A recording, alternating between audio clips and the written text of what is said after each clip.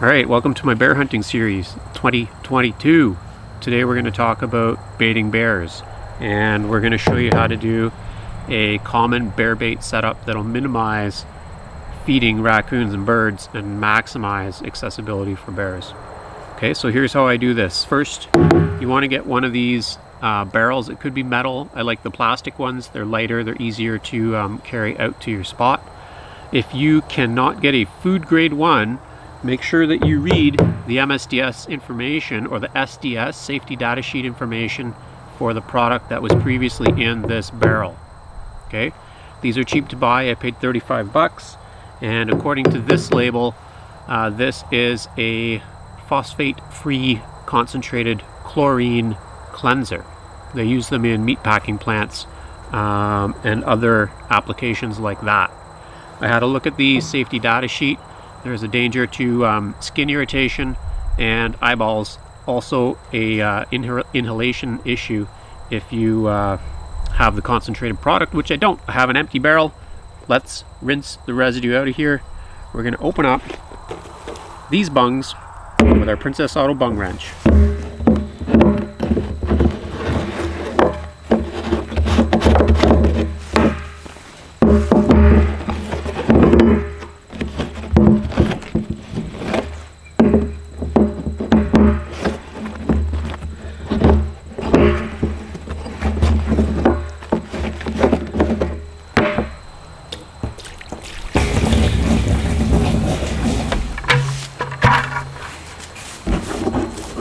Since this was a concentrated chlorine product, you're going to want to make sure that you don't get any of this liquid on your clothes unless you're looking to bleach them.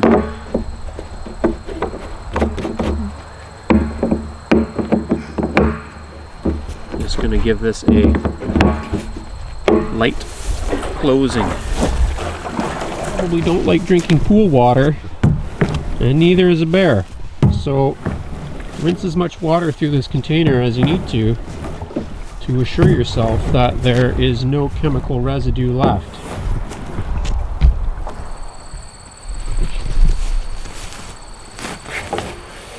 Next, you're going to cut a 10-inch by 10-inch hole about 10 inches up the barrel. So this is going to allow you to put a certain volume of food in here. And we're going to mark off this square with a marker.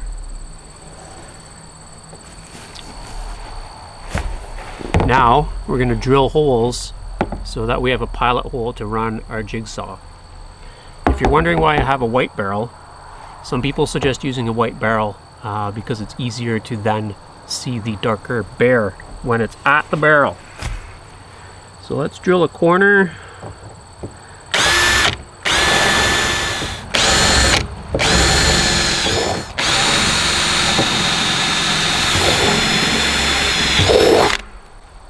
Switch our battery.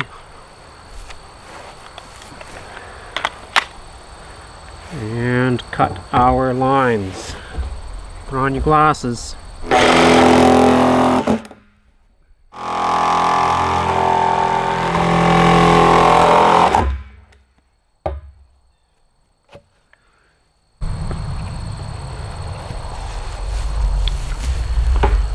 Okay, for this next bit, you're going to want to have a screw, and you're going to put 3 holes in the back of the barrel, and then you're going to use those holes to leg bolt the barrel to a tree. Okay, so you want 3 leg bolts, some washers, and now that we have a nice 10-inch hole, that means that when we're at the tree, we'll be able to reach inside and attach it to the tree. So I'm going to go to the reverse side of the barrel, and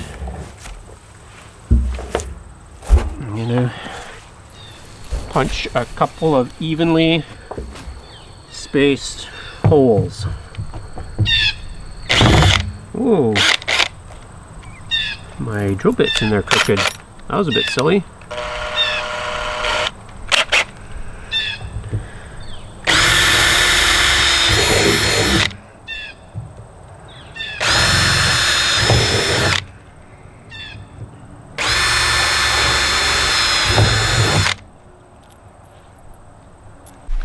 Okay, so next you're going to want to have a spot chosen in the woods. So in this case, this stand's on private property.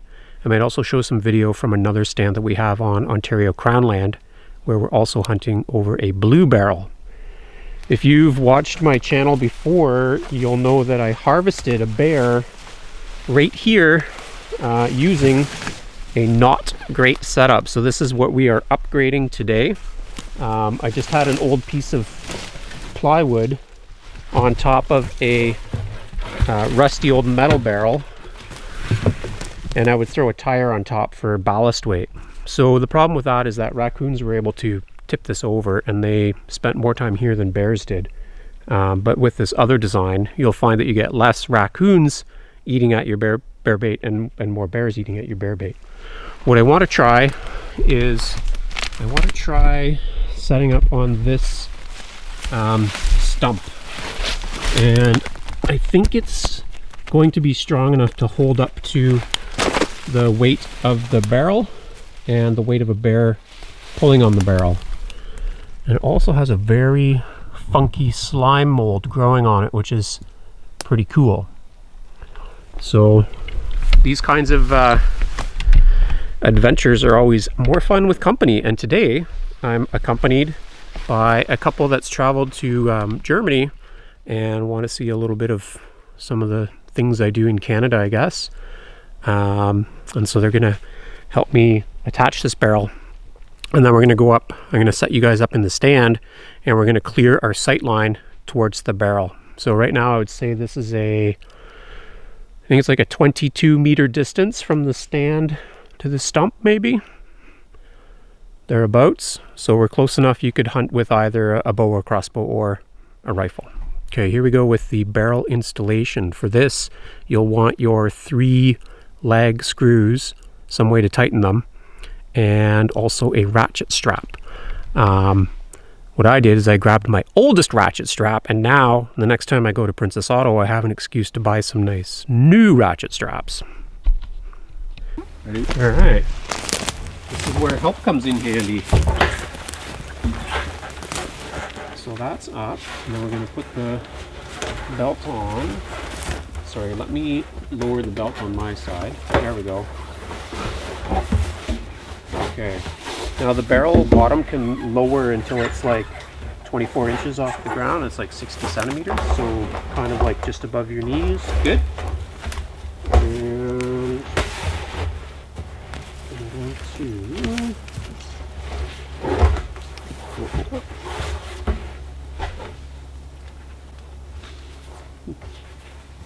this belt's a little bit sticky.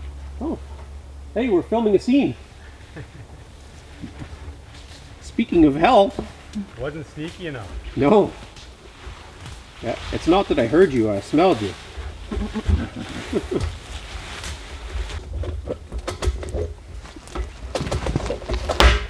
Okay, there.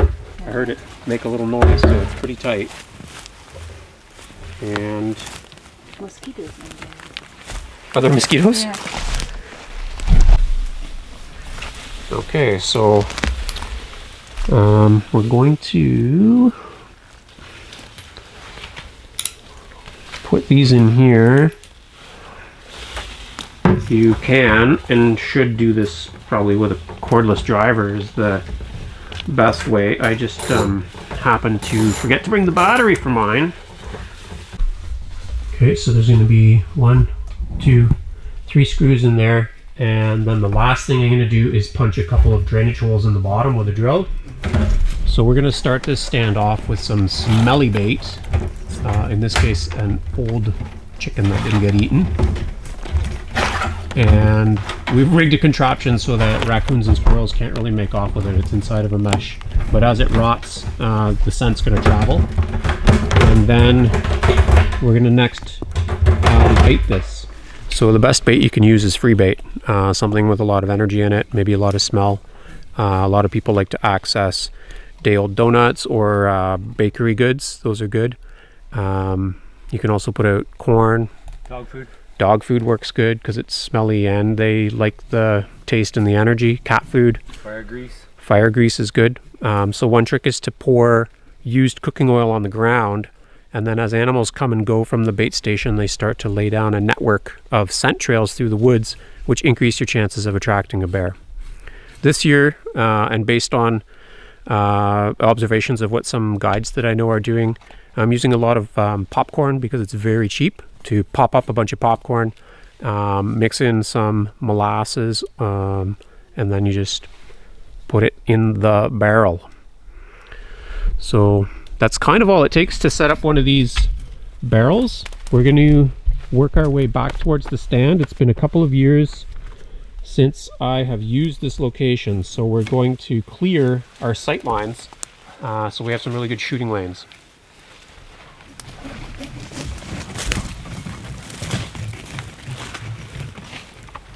That's probably good there. We're pretty close now.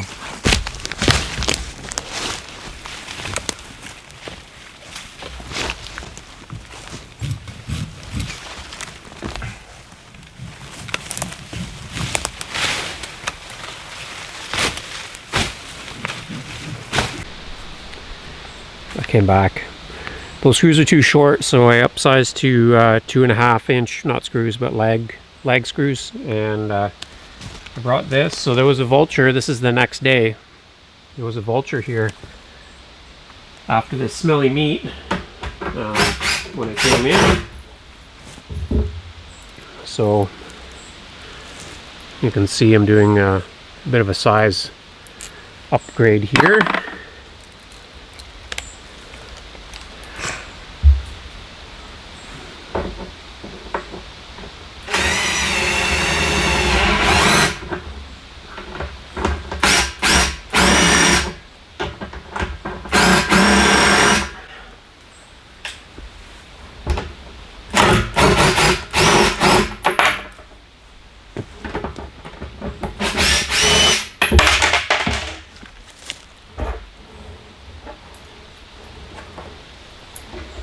So again, the size of the cutout makes it pretty easy to work inside, and I think it's pretty key to put these bolts in so the bears don't drag your barrel off.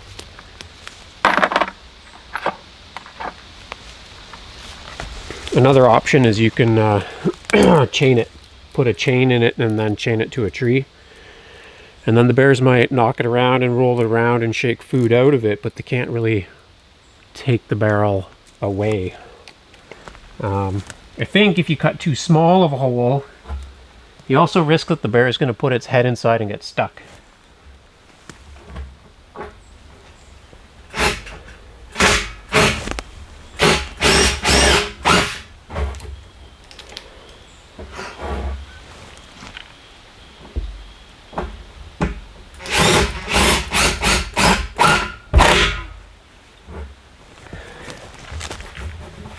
Good. That should be nice and steady. So you just have to keep baiting it. So I like to start with something really smelly. We put some old chicken soup bones up here and some of the meat and fat. There's an old chicken carcass in a bag with holes poked in it, so it should kind of sun ferment there. And we wrapped it up in mesh so that things can't carry it away. It'll just stay here and keep smelling the place up. I also have just kitchen compost. So there's coffee grinds, venison stock, odds and ends. Anyway, just making a little bit of gas here too. And that I'm just going to, actually, I like to keep a clean barrel, so I'm going to dump this stuff on the ground to help establish the scent at this site. And then what I'm going to do for my regular baiting is either put day-old pastries in here, or I make popcorn. Popcorn is a really inexpensive bait. Let's talk about the stand.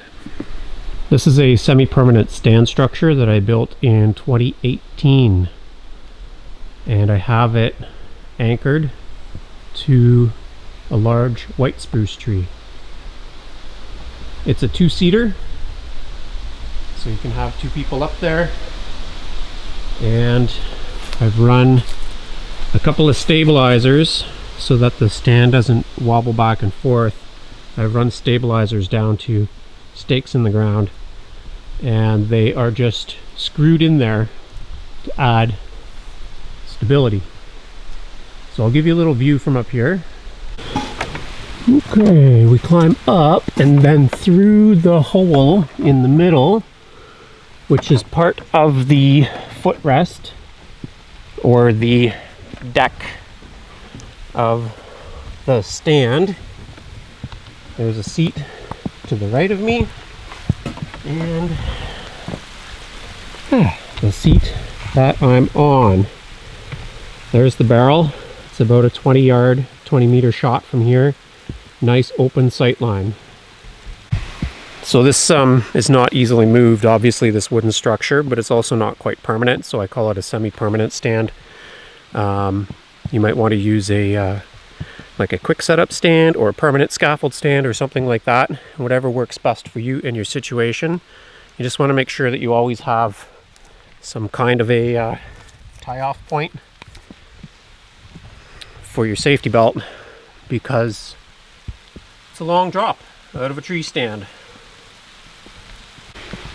So from here, it's ideal if you have a game camera and you're able to frequently monitor your bait station. Bears will often establish a schedule of visitation to the bait, and once you know what that is, you can place yourself on the stand and hunt your bear.